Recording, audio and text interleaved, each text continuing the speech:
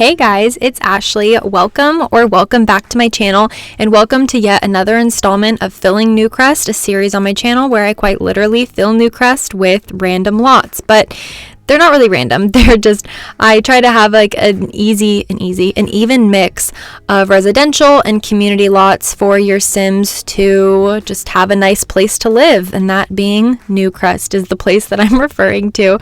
Today we are building on Oak Alcove. It is a very small lot, a 20 by 15 lot, which is one of the smallest lots, or is one of the two smallest lots here in Newcrest. It is in the neighborhood in the upper left-hand corner of Newcrest, and we end up making this a 20,000 simoleon build. I keep wanting to say dollar. It's a 20k build, or budget, basically. I believe the house ends up coming out to 18,185 simoleons. It is a 2-bedroom, 1-bathroom home that I envisioned for 2 parents, 1 child, and 1 toddler. So the child and the toddler end up sharing a room. So we utilize bunk beds, and I love the swatches that I end up using for their room. I think it goes really well. In my opinion, the room is a little bit more on the feminine side, and you could always have also 1 parent living here or just a guardian. I guess it doesn't always have to be a parent, but of course, feel free to have whoever you'd like living here. I'm sure you guys have noticed we have this garage here, and it's like a detached garage. And this is a budgeted build, like I mentioned, and I kind of knew placing it would put me over budget. But I was like, you know what? We might be able to make it work. We might. I don't really know. I don't often do budgeted builds. And I learned very quickly as I was getting through this build, it's not going to work. So I do end up deleting it later on, so we are able to open up the budget a little bit more for some other items. But honestly, I cut it really close. If you think about it, you might be like, oh, 18,000 simoleons and some change. That's fine. Like, you still have, like 1,000 simoleons and some change left, right? Well, no, because you still have to buy the lot as well. So the house itself, like I said, is 18,185 simoleons, I believe. And then the lot is 2,000 simoleons. So you don't have much money left at all. You might not even be able to afford your bills if you move in on a day that, like, right before the mail comes or something. But I don't know. I just assume that you guys use cheats. I don't know. Do you use cheats? I've always used cheats ever since basically day 1 of me playing The Sims, which I started playing The Sims when it was Sims 2. So if that makes me sound old, that's perfectly fine. It is what it is. But anyways, you can see we have the floor plan all put together, and we do end up extending this living room area. It's really all very open. It's like a living room / kitchen / everything, because this house is very tiny. I honestly considered getting rid of the little hallway that's off behind the living room. As you can see, we have this little archway here, and I considered getting rid of it because then we can save some money by, getting rid of the walls and maybe getting rid of another getting rid of another ceiling light. And I just decided, no, I want this to be slightly more realistic. Not to say that there aren't homes that don't have hallways, but I'm just very stubborn when it comes to builds, and if I'm able to make it fit into the budget, which I was able to, then I was happy. One thing I wished I could have maybe placed was a high chair for the toddler, but I feel like a lot of people that play with toddlers don't often end up getting their toddler into the seat. Like, when I play with toddlers, I prefer to feed them in the seat. But half the time you put your toddler in the seat and you go to get them food and someone else takes them out of the high chair, and it's so annoying. So we did not place that here, and there's no outdoor activities for your Sims, well, for your child and your toddler Sim. There's only planter boxes out in the backyard, but the backyard is rather spacious. So if your Sims do have a little bit of leftover money, then they can definitely add, maybe some monkey bars, like a playground, something like that. And if you're not just limiting yourself to base game, you can place some toddler, what is the name of that pack, you guys? Toddler stuff? I'm pretty sure it's just the wow, I can't talk today, you guys. This is actually really crazy. But anyway, we are now into the child and toddler's bedroom, and we end up making it very green and blue, and I place some toys in here. On the dresser, we place a couple of picture frames up on this wall, a cute little standing lamp, and I thought I put some building blocks in here for the toddler, but I'm now thinking that I didn't get a chance to place that. So that's one thing that would actually be helpful for your toddler Sims, to be able to gain some skills. There's a couple different skills that they can gain from playing with the building blocks, especially if they play with an adult or just an older Sim like a teen or something. And then we have now hopped into the bathroom. Of course, we need to include a toddler potty since we do have a toddler living on this lot.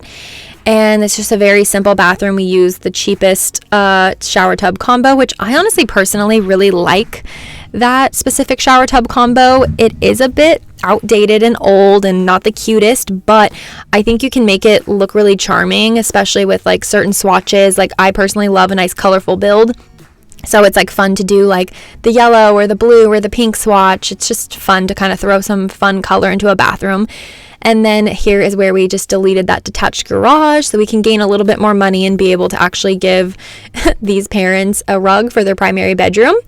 And we're just adding a dresser, a standing mirror, and some picture frames on the wall. And then I believe we hop outside and we finish up out there with some live edit object plants, because we don't want to spend any money on any plants, because we want to have a little bit of spending money when we get here. You know, we need to be able to like make food for our family and stuff like that.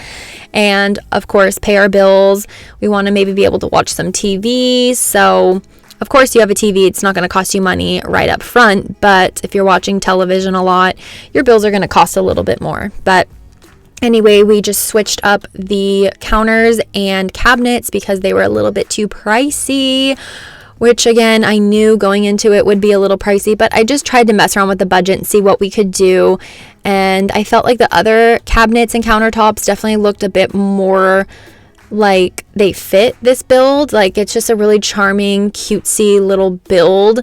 It's older but slightly fancy, so I felt like those other countertops worked really nicely with the tile and everything, but we switched them out for some more like, well, actually they're the cheapest counters and cabinets in the game, in base game. But again, adding some more live edit object plants and decor and things like that, just to make this look a little bit more realistic and slightly overgrown, but still rather manicured. I think I ended up switching out these hedges for different ones. I personally love these hedges that I replaced them with. They're just, I feel the color is way better. I like the shadowing on them a bit more. And I feel like they look manicured, but still a little bit overgrown. And I think even sized down, they look really good too. So that's kind of my go-to hedge. You guys will see those in a lot of my builds, especially budgeted builds where I'm using only base game. But we're just adding a little bit more plants still, trying to make this just look really cute. I was thinking that I wanted this specific area of Newcrest with the two like small lots. I wanted the houses to look a bit more like this, like just kind of bungalow style.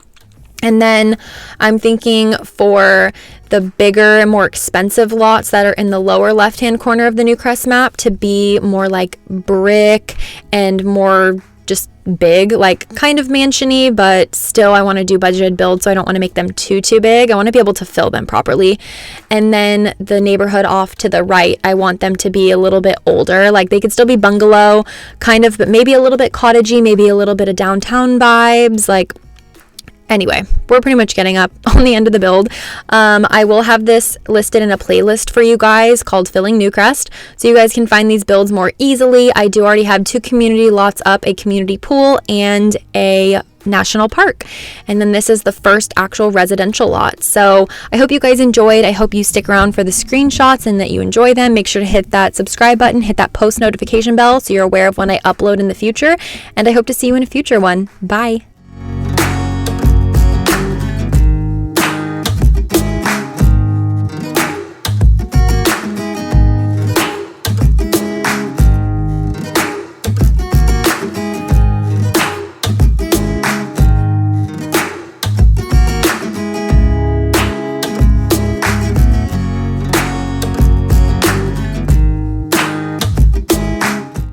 What do we got here? No, this is my shopping list note. I need my Sims note. Behind the scenes moment, I have notes in here that list off the lot, the size of the lot, how much it costs, kind of who I picture living in the lot. Probably don't really have people that frequent residential lots, and if you do, it's most likely the people that live there, or like they're stalkers or something.